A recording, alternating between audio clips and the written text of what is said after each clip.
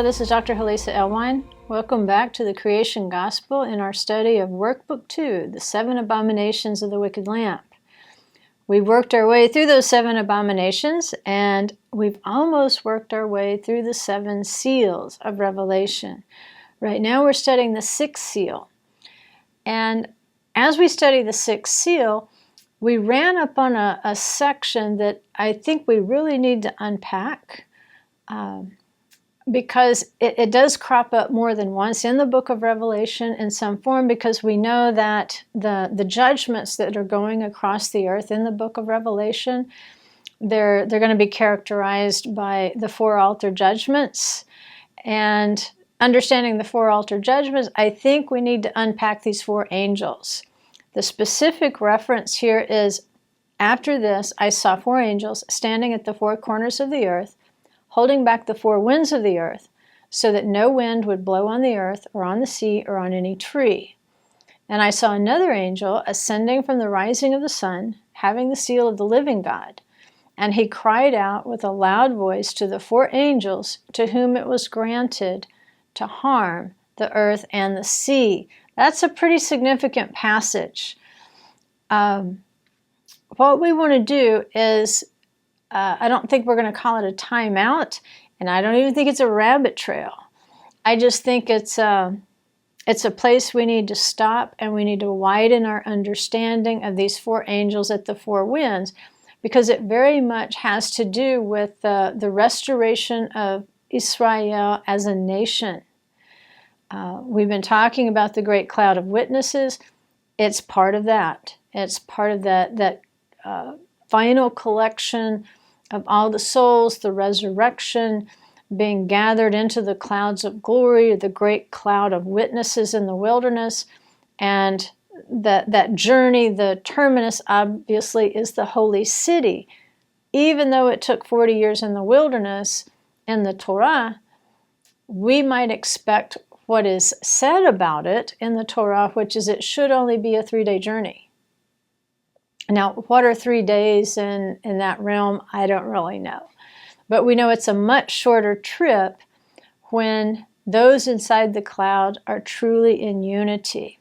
And one way of bringing them into unity was to arrange their camps, and then to arrange the tribes within the camp, to arrange the Levites and the priests within the camp, of course, around the Mishkan, around the tabernacle. And each side of the camp of the tribes would be represented by a specific degel, or a banner, a flag. And those 4 divisions, of course, you know them. They had, on the east, they had a lion. On the north, they had an eagle. On the west, they had an ox. And then on the south, they had a man on their banners. And as I was kind of hinting at in the last program, it's thought that they first saw those banners at the giving of the Torah at Sinai. They saw the heavenly hosts arranged according to their standards and wanted to be arranged and organized in just that way. It's strange, but in Bamidbar, which describes this exact organization, there was also a census to number the men of war. So you can see how, if they saw the heavenly hosts, the heavenly armies, arranged according to the degelim and their divisions, how they would expect that, being a mirror of what is above, that they also would be likewise organized as an army. So we're going to slide back into a specific Torah portion, and you're probably familiar with it. If you're not, it's Bamidbar, and it's the book of Numbers. If you're not familiar with the Hebrew name, it's the book of Numbers, but it's Bamidbar, which means in the wilderness.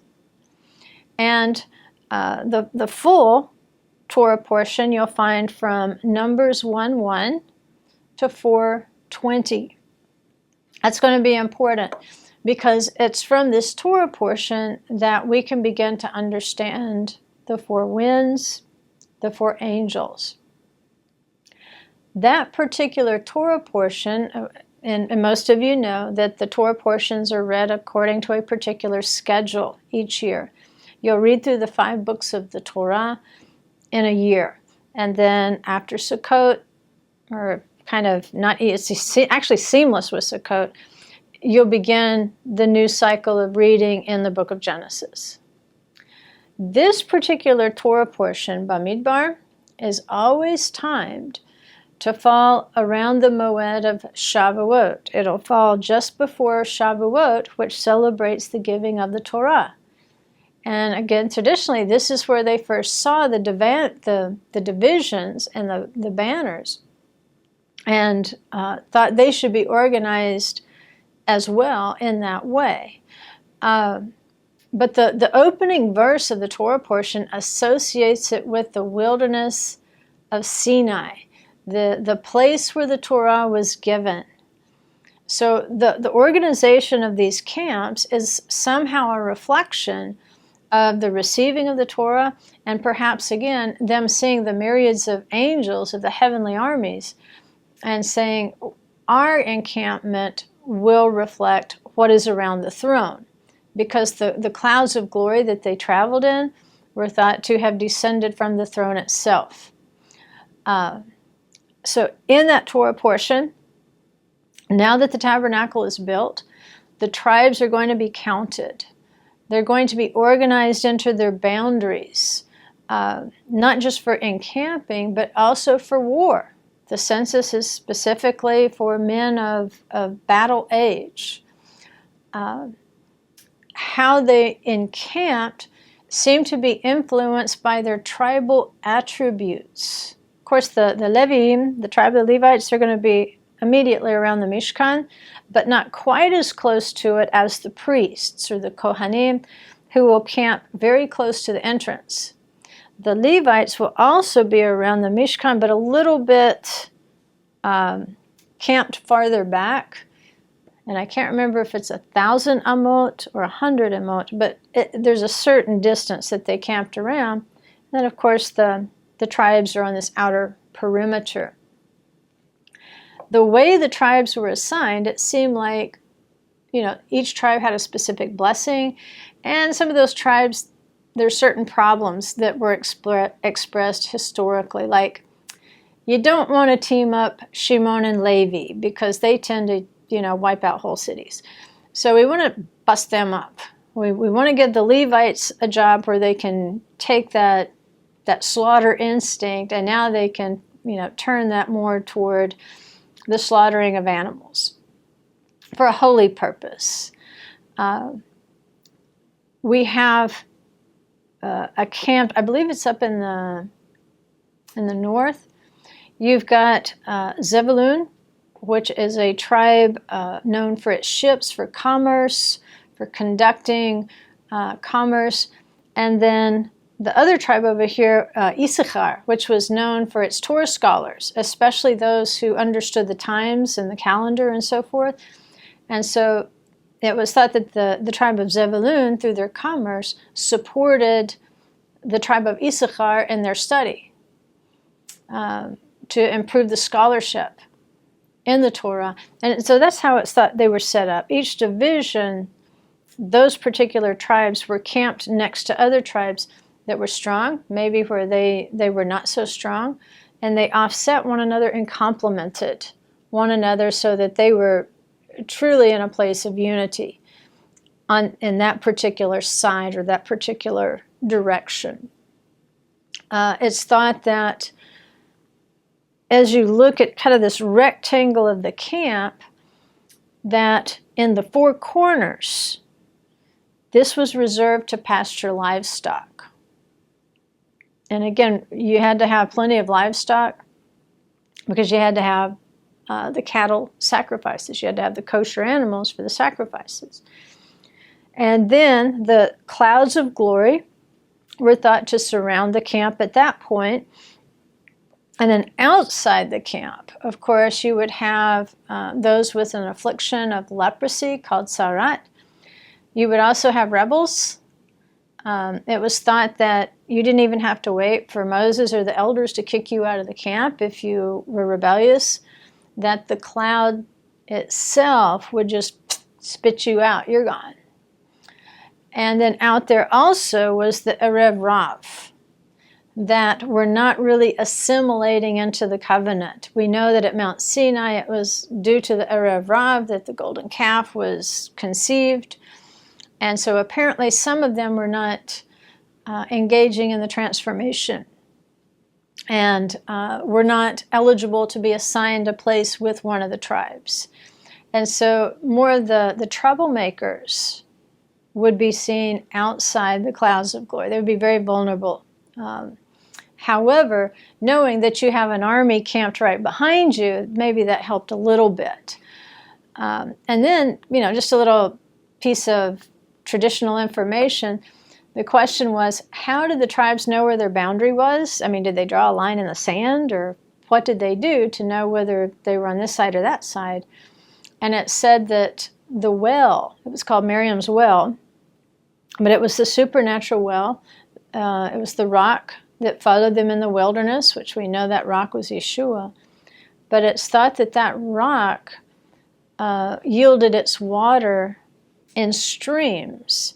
And each of those streams went out to a particular tribe so that they didn't have to travel. One estimate I heard, based on the number of people, is it's possible the camp was like 12 miles in size. I don't know if that's like one side or if it was 12 miles square. That part I don't know, but we know it would have been quite a journey if you needed to get water and carry it back to your tent. And so it's thought that this well actually went out in these 12 streams so that you didn't have to travel that far. And the streams actually delineated the boundaries of each camp, so you didn't have to wonder. And it's interesting, they said the only camp that didn't have a dividing stream was Ephraim and Manasseh. There was no division between the two of them.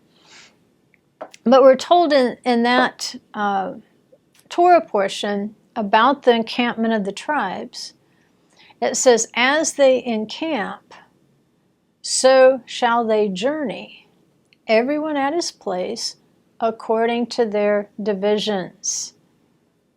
So there's two places you're going to be.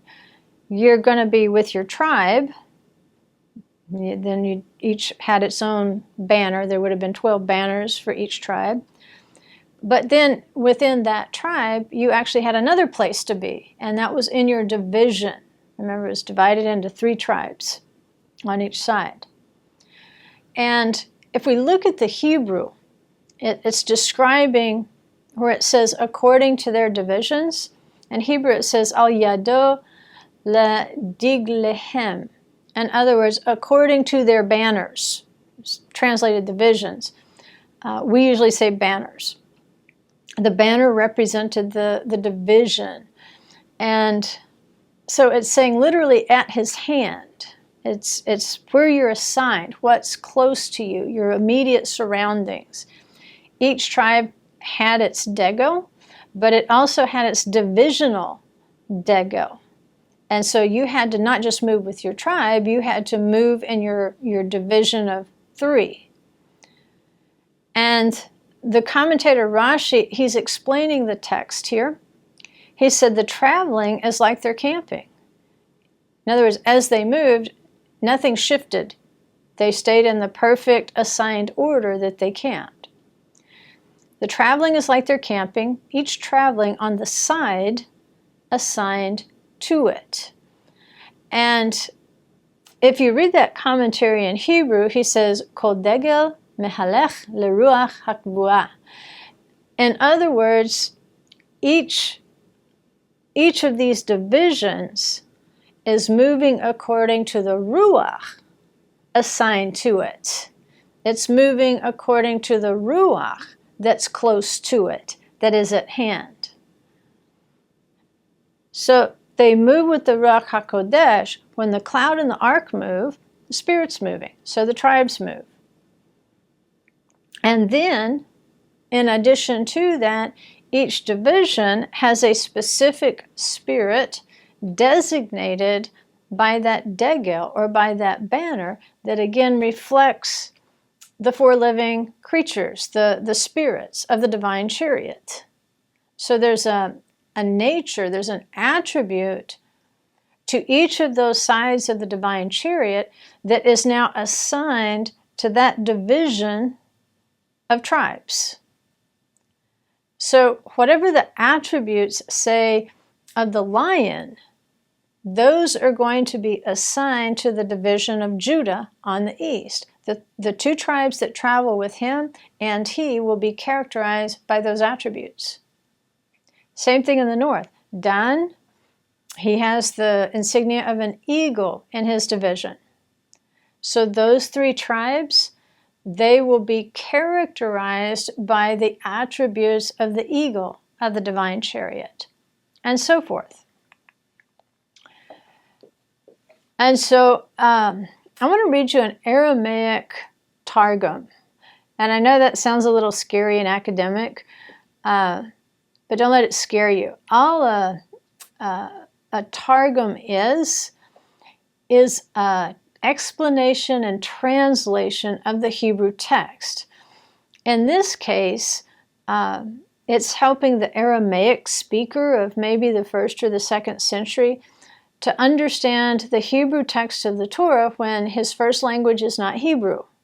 Lots of people spoke Aramaic, and so they would write it in Aramaic. In fact, they would sing it because the Torah text was sung. It was always chanted. It's the same thing with a Targum. They would even sing the translation into Aramaic, but we have a record where the translator who's going to sing it in Aramaic, he's told, don't sing that as loud as the Hebrew text, so it won't be confused. So they'll know the difference between your translation, your explanation of the Hebrew, and then the actual Hebrew literal text itself. And I think you'll find this interesting because I've hinted to it before, but I really want you to fix this cloud of witnesses in your head. It's going to help us. It says, while the people of the house of Israel were wandering in the wilderness, 4 clouds of glory surrounded them from the 4 winds. And the note there is directions. The 4 directions, the 4 winds of the earth. Another cloud was above them, so that neither the heat nor the sun, and neither rain nor hail would overcome them. Another was below them, and it carried them as a nursing father carries the infant in his bosom. That's pretty incredible because, you know, how many programs did we study the chik, or the bosom? We studied the bosom of Abraham, the bosom of Moses, the bosom of Yeshua, the bosom of the altar, where the souls are speaking in the 5th seal. And so here in this explanation, it's even drawing the relationship again to this cloud functioning as a bosom, a protective, encircling place. It says another cloud ran before them 3 days' journey to level mountains and raise valleys. It killed all the poisonous serpents and scorpions in the wilderness, and it would scout out for them a suitable place for them to rest, so that they could be occupied with instruction in the Torah, which had been given to them by the right hand of Adonai.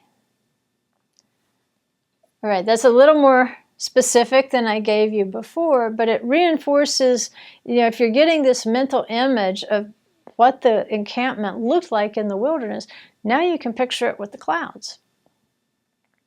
You can picture how those clouds acted upon the natural world when the Israelites were behaving themselves.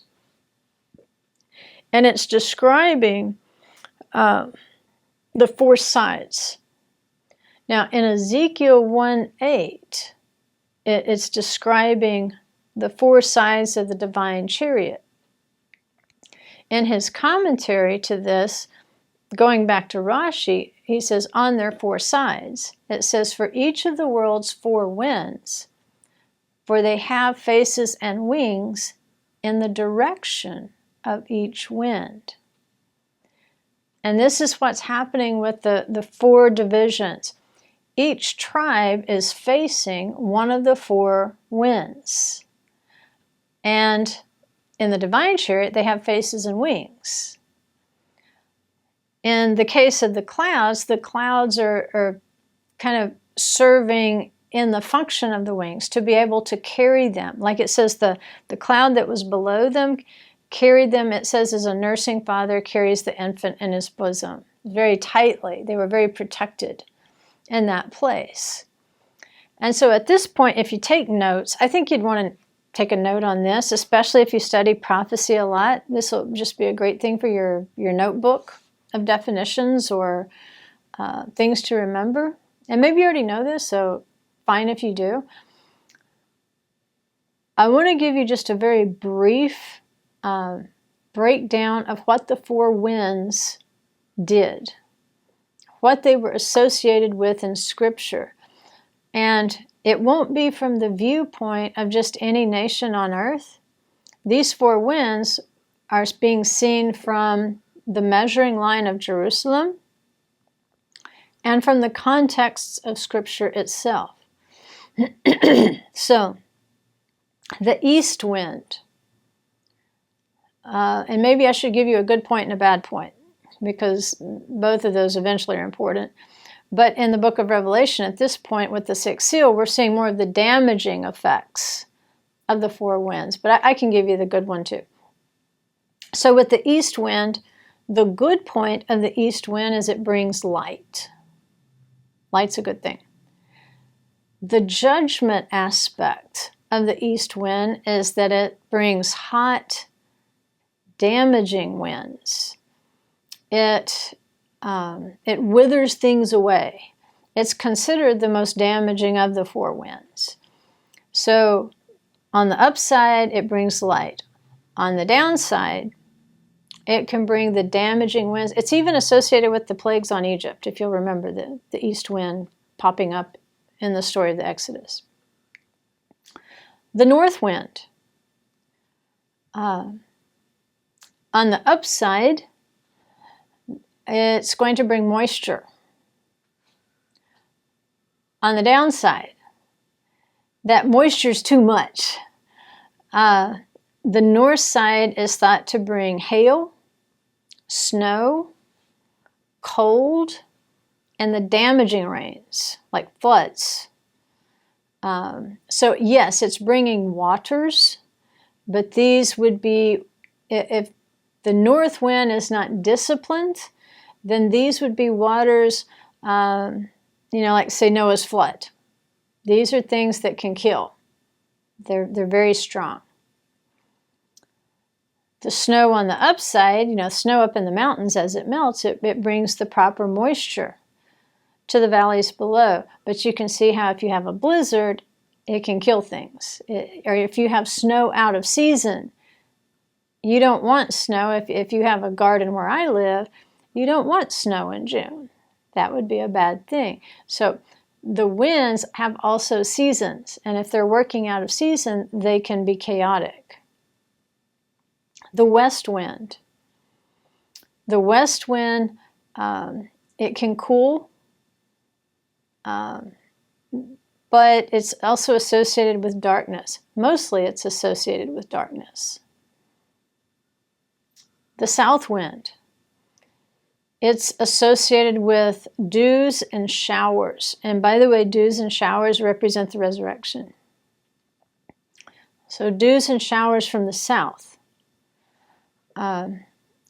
When can those be damaging? When that's not what you need. If you need rain on your crops, then dew is not gonna, I hate to do this, do it. Okay, so ups and downs here.